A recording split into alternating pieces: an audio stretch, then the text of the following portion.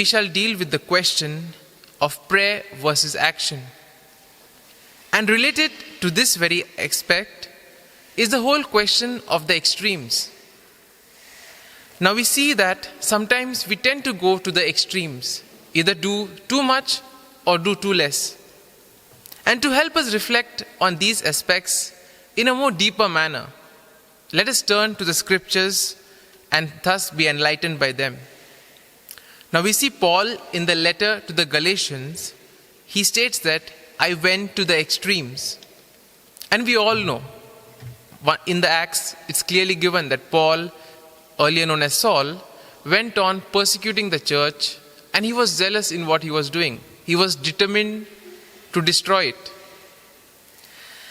And we can see that he had an excess of zeal, and therefore he was extremely extreme in his approach.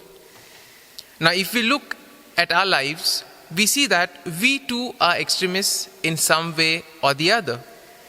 Sometimes we may tend to go to the extremes while working, while buying things, or doing the things that we love best. And sometimes many of us may think that this form of extremism is not good. But this form of extremism can be a blessing. And it can be a blessing only if it is channelized in the right direction. Now let's take the example of Paul. As we said first, Paul was all out to destroy the church.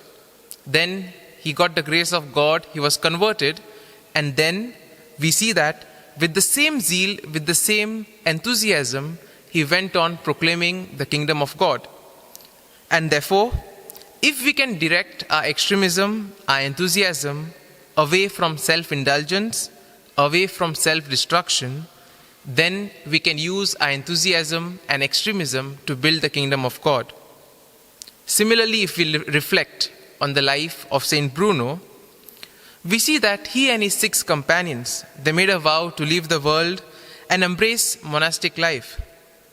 They lived in extreme mortification, silence and poverty.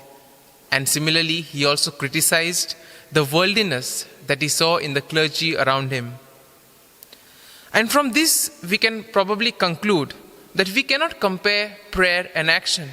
But what's important is finding a right balance between the two. We can probably ask ourselves this question: does the peace of Christ reign in our homes and in our personal lives?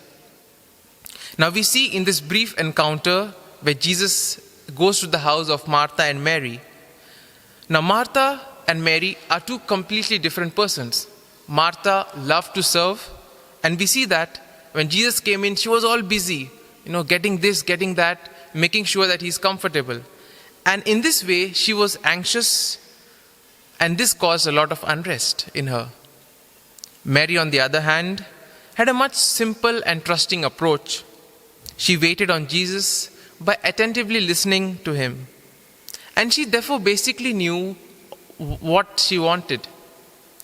And she knew that she could receive much more spiritual nourishment from Jesus rather from herself or from Martha. And therefore she chose to do that. Now looking at Martha's attitude, one thing what we come to know is the Lord asks us to get all our concerns and all our preoccupations to him. He says, "Come to me with all your burdens, for my yoke is light." And therefore, he gives us this invitation to come towards him, to speak to him all our troubles, all our anxieties. And he guarantees us that he will give us rest.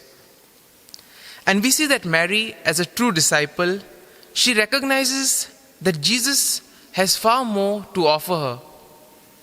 And therefore, it's necessary for each one of us to discern as to what we are supposed to do, to find that correct balance. Because we cannot do one thing and avoid the other. We have to have a good balance of prayer as well as action in our life. And as St. Ignatius would say, contemplation in action.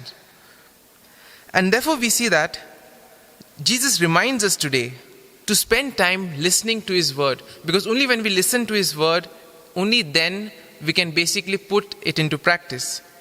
Now in the traditional interpretation of this gospel, prayer and action were put against each other. But we see that in our lives, we can't afford to do that. We can't afford to go to one extreme and leave the other.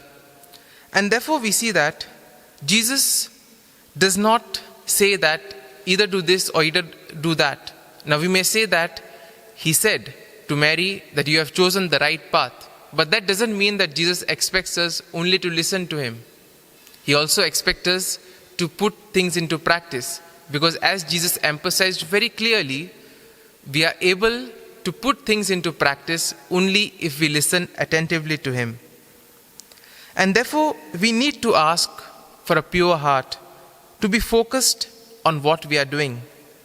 And therefore, let us pray to the Lord today that he may be able to give us the grace so that we may be able to find the perfect balance between action and contemplation in our lives.